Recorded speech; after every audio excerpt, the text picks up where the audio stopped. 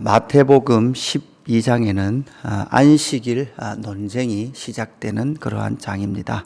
우리가 11장에서도 계속 나눴듯이 하나님의 나라라고 말했던 구약 이스라엘, 그 하나님의 나라 백성들이 하나님의 나라의 진짜 왕이 이 땅 가운데 오셨음에도 불구하고 그 하나님의 나라의 진짜 왕을 거부하고 있는 그 내용들로 계속 이어지고 있습니다. 왜 하나님의 나라에 진짜 왕이 왔음에도 불구하고 그들은 그 왕을 거부하고 있습니까? 그들이 생각했던, 이스라엘이 생각했던, 이스라엘이 그려놓았던 그러한 메시아가 아니기 때문에 그랬습니다. 자기들이 생각하고 자기 뜻에 맞춰서 춤춰줄 그 메시아가 아니라 자기의 뜻을 이루고 있는 그 예수 그리스도를 그들은 영접할 수 없었습니다.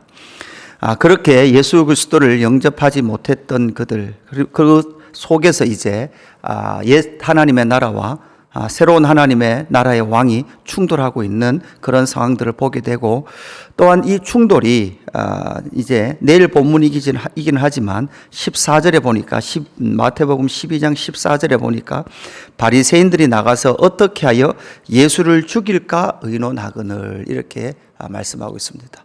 그래서 결국은 이 옛 하나님 나라 백성들이 하나님의 나라의 진짜 왕을 뭐하게 되는 거죠? 죽일 그러한 결단을 하는 그러한 결정적인 이유가 바로 이 마태복음 12장에서부터 이제 시작되는 안식일 논쟁이다, 이렇게 볼 수가 있습니다. 이 12장의 안식일 논쟁을 들어가기 전에 예수님은 11장 29절 30절 28절부터죠. 우리가 너무나 잘 아는 말씀입니다. 수고하고 무거운 짐진 자들아 다 내게로 오라. 내가 너희를 쉬게 하리라. 나는 마음이 온유하고 겸손하니 나의 멍에를 메고 내게 배우라. 그리하면 너희 마음이 쉼을 얻으리니 이는 내 멍에는 쉽고 내 짐은 가벼움이니라 하시니라, 이렇게 말씀하십니다. 이 말씀을 하시고 나서 이제 12장으로 넘어와서 말씀은 이렇게 이어지고 있죠. 그때 예수께서 안식일에 밀밭 사이로 가실새 제자들이 시장하여 이삭을 잘라 먹으니, 이렇게 말씀하고 있습니다. 그래서 여러분, 이 11장에 나오는 진짜 마음의 참 안식을 얻는 길은 예수 그리스도께서 행하시는 그 권능을 보고 뭐 해야 됩니까? 회개하면, 예수 그리스도께서 행하시는 그 권능을 보고 회개하면 심판에 이르지 않기 때문에 진짜 그 참 안식을 얻을 수 있다, 이렇게 말씀을 하고 계십니다. 그런데 지금 이 옛 하나님의 나라 이스라엘 백성들은 이 말씀을 알아듣지 못하는 거죠. 왜냐하면 자기들은 회개할 필요가 없다라는 거죠. 이방인이나 회개하고 두로와 시돈이나 회개하지 우리는 회개할 필요가 없다라고 생각하고 있습니다. 그랬던 자들에게 바로 예수 그리스도의 권능을 보고 회개하지 아니하면 너희는 심판에 이르게 되고, 예수 그리스도의 권능을 보고 회개하면 너희는 참으로 쉼을 얻게 되고 안식을 얻게 될 것이다, 이렇게 말씀합니다. 그렇게 말씀하셨기 때문에 이 12장에서 논쟁이 뭐로 이어집니까? 안식일 논쟁으로 이어지고 있다는 것이죠. 여러분, 이 안식일을 우리가 기억할 때 생각해야 될 것은 무엇입니까? 여러분, 우리가 예수 그리스도의 권능을 보고 진짜 회개하기 위해서는 어떤 자리에 서야 됩니까? 누구 앞에 서야 되는가 하면 창조주 하나님 앞에 서야 합니다. 죄가 무엇입니까? 바로 하나님, 그 창조하신 하나님, 창조주 하나님으로부터 멀어진 것이 바로 죄입니다. 관역을 벗어난 것이 죄라 그랬죠. 만드신 그분의 의도와 목적을 벗어난 것이 죄입니다. 인간은 끊임없이 자기 스스로 내 인생의 목적과 계획을 가지고 살아가려고 합니다. 창조주 하나님께서 우리에게 목적을 두셨다는 것 자체를 싫어하는 것이 죄입니다. 내가 그냥 우연히 이 세상에 태어났고 우연히 만들어져서 내가 스스로 내 인생의 목적을 가지고 살아가고 그 목적을 성취하는 것이 가장 인간다운 거야. 이게 바로 하나님을 떠난 인간들이 끊임없이 우리에게 주입해 줬던 생각이라는 거죠. 사탄의 생각들이 끊임없이 그 생각을 부어 넣어주는 거죠.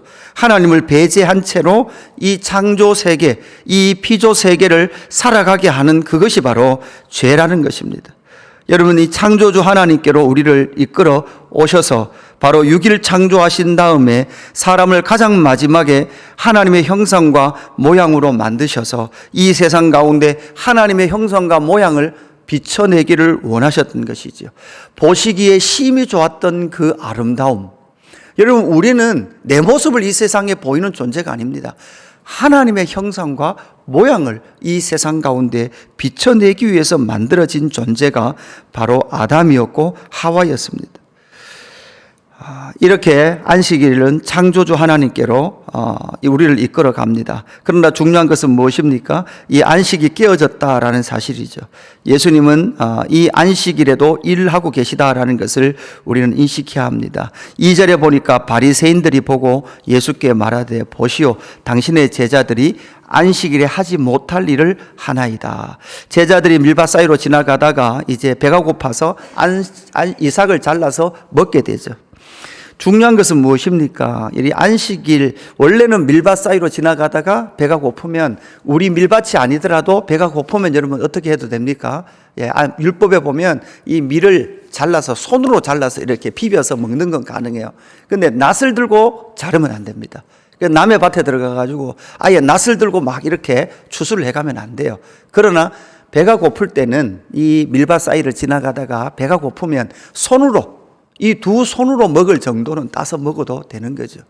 그죠? 과일밭을 지나가다가 배가 고파서 그 과일을 이 두 손으로 따서 먹을 만큼은 따서 먹어도 돼요. 근데 그걸 이제 바구니를 가지고 와서 따서 이렇게 담아서 가면 그건 절치 도둑이 되는 거죠. 그러니까 율법상 전혀 문제 없는 겁니다. 그런데 문제는 무엇입니까? 이 일을 안식일에 했다는 거죠. 안식일에. 안식일에는 아무 일을 하면 안 되는 것입니다. 그러나 지금 제자들은 안식일에 일을 했다라고 누가? 바리새인들이. 이 바리새인들은 율법을 가장 잘 지키는 사람들이죠. 이 사람들이 바로 지금 이렇게 이 예수님의 제자들을 예수님에게 고발하고 있다라는 거죠. 여러분, 이것을 통해서 우리는 이 바리새인들이 어떤 생각을 하고 있는지를 잘 발견해야 합니다. 이 바리새인들은 하나님의 나라를 회복하는데 어떻게 회복할 수 있다? 율법을 잘 지켜서 이 하나님의 나라를 회복할 수 있다는 거죠. 미시나, 그러니까 율법의 하위 법령들, 이 신구약 중간기에 등장했던 이 미시나에 보면 안식일을 지키기 위하여 37가지를 지켜야 된다라는 규정들이 나오는 거죠. 안식일에 해도 되는 것과 하지 말아야 될 일들을 정해놓고 그것을 잘 지키면 하나님의 나라가 임한다라고 그들은 믿고 있었습니다. 그러나 우리는 구약의 마지막 역사를 잘 알아야 됩니다. 여러분, 구약의 느헤미야 마지막 장, 구약의 역사서의 마지막 장에는 보면 인간 스스로, 이스라엘 백성들이 스스로 결단했던 안식일을 잘 지키겠습니다. 11조 잘 하겠습니다. 이방인들과 결혼하지 않는 정결한 법을 잘 지키겠습니다라고 그들이 스스로 결정을 했죠. 그러나 느헤미야 마지막 장에 보면 여러분, 구약 이스라엘 백성들은 안식일을 잘 지킵니까? 못 지킵니까? 안식일은 못 지킵니다. 11조도 못합니다. 정결법도 지키지 못합니다. 결국 무엇을 말합니까? 너희는 스스로 지킬 수 없다라는 거죠. 그리고 신구약 400년 동안 하나님은 뭐라고 말씀하시는가 하면 이 세계 제국의 역사 속에 내가 손대지 아니한 돌을 보내주겠다. 인자를 보내주겠다. 그 인자를 기다려라. 그 메시아를 기다려라. 이렇게 요청하고 있음에도 불구하고 그 바리새인들은 스스로 율법을 지키겠습니다. 이렇게 살아가고 있었다라는 것이죠. 그것이 아니라 바로 이 율법의 완성이신 예수 그리스도를 기다려라. 이렇게 말씀하고 있는 것이죠. 그래서 예수님은 이제 3절에서부터 8절까지 길게 바로 이 안식일에 대하여 논증해 가고 계시는 거죠. 3절 말씀에 보면 이렇게 말씀합니다. 예수께서 이르시되 다윗이 자기와 그 함께한 자들이 시장할 때 한 일을 읽어보지 못하였느냐? 그가 하나님의 전에 들어가서 제사장 외에는 자기나 그 함께한 자들이 먹어서는 안 되는 진설병을 먹지 아니하였느냐? 이렇게 말합니다.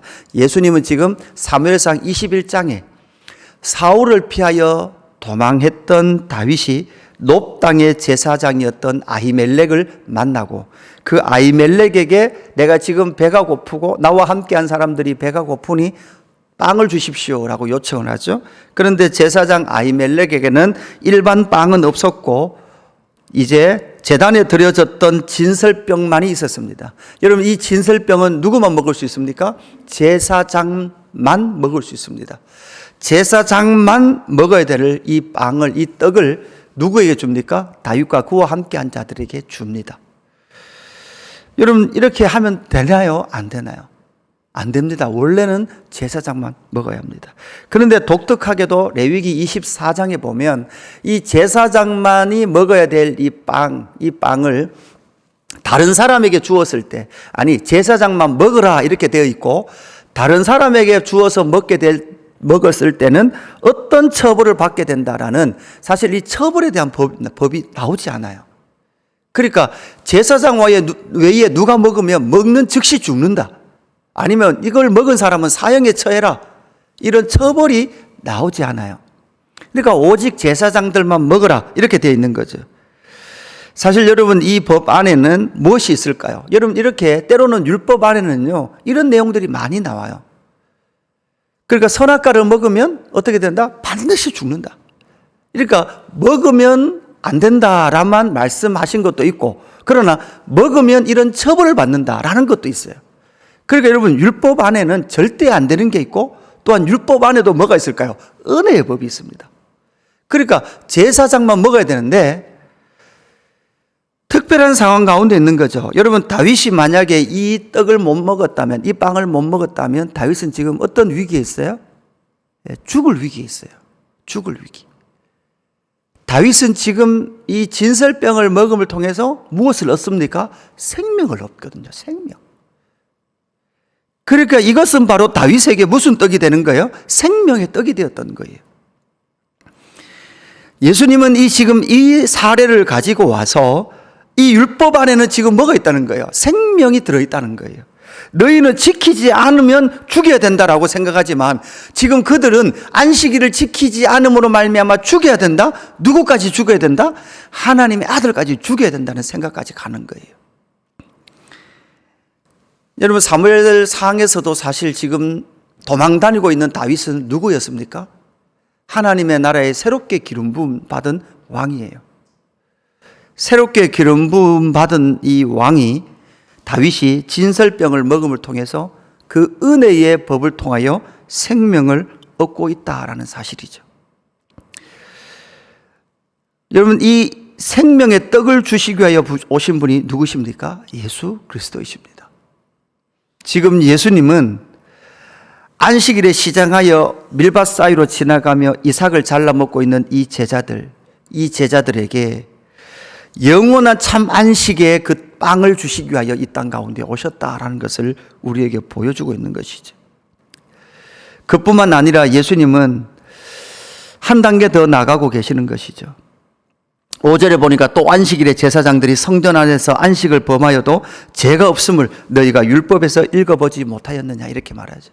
여러분 안식일에는 제사장들이 안식일을 지키기 위해서 땀을 흘리면서 빵을 구워야 되고요, 일을 해야 합니다. 그럼 안식일을 범하면 안 되는데 지금 제사장들이 뭘 하는 거예요? 일하는 거예요. 그렇게 일을 해야만 온 백성들이 하나님 앞에 온전하게 제사를 드릴 수 있었던 거죠. 지금 예수님은 뭐라고 말씀하시는가 하면, 사실 예수님도 지금 이 안식일에 무엇 하시는 거예요? 일하시는 거예요. 일해야만 그들 가운데 영원한 안식, 참으로 쉼을 그들에게 줄 수 있는 것이죠. 그래서 6절에 보니까 내가 너희에게 이르노니 성전보다 더 큰 이가 여기 있느리라 이렇게 말씀합니다. 그러면서 예수님은 8절에 보니까 인자는 안식일의 주인이니라 이렇게 말씀하고 있죠. 여러분 성전의 실체, 여러분 여기서 더 큰 이 이렇게 말씀하고 있는데 이건 중성 명사를 쓰거든요. 남성을 안 쓰고 중성을 써요. 그러니까 성전이라는 이 건물과 예수님 당신을 비교급으로 쓰면서 성전과 비교하도록 보이기 위해서 건물로서의 성전보다 더 큰 이, 그러니까 이 성전의 실체이시다라는 것을 확인시켜 주면서 바로 이 안식일의 주인이시고 또한 성전의 실체이신, 그러니까 여러분 구약의 안식일과 구약의 성전은 여러분 다 뭐였다는 거예요? 모형이었다는 거예요. 모형.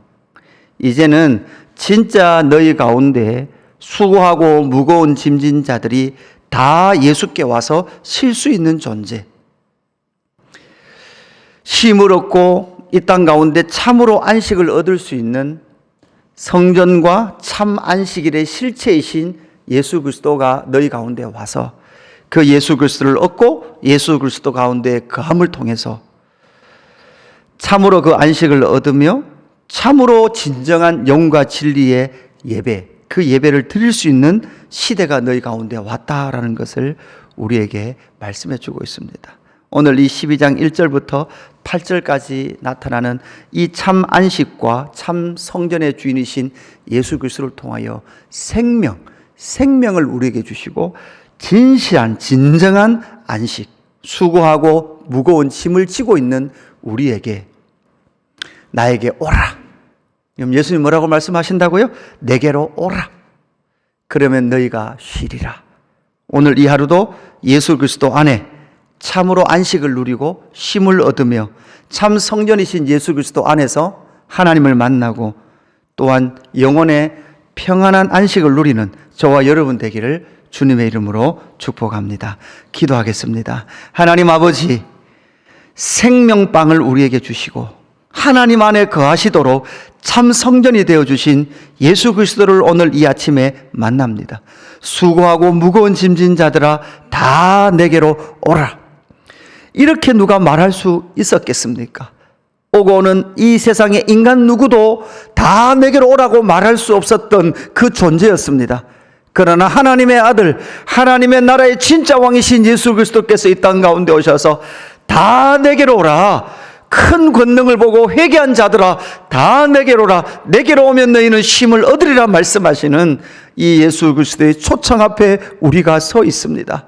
하나님 아버지, 이 땅을 살아가는 그 무거운 짐을 지고 있습니다. 아니, 창조주 하나님을 벗어나서 내 스스로 살아가고 있는 무거운 짐을 지고 있는 우리에게 내게로 오라. 내 짐은 쉽고 가벼움이라 말씀하시는 예수님 앞에 서서 그 예수님을 찾아와서 참 안식이시며 참으로 참 성전 되신 예수 그리스도 안에서 안식을 누리는 저희들 될 수 있도록 역사하여 주옵소서. 생명떡을 얻어먹는 저희들 되게 하여 주옵소서. 생명빵을 먹는 저희들 되게 하여 주옵소서.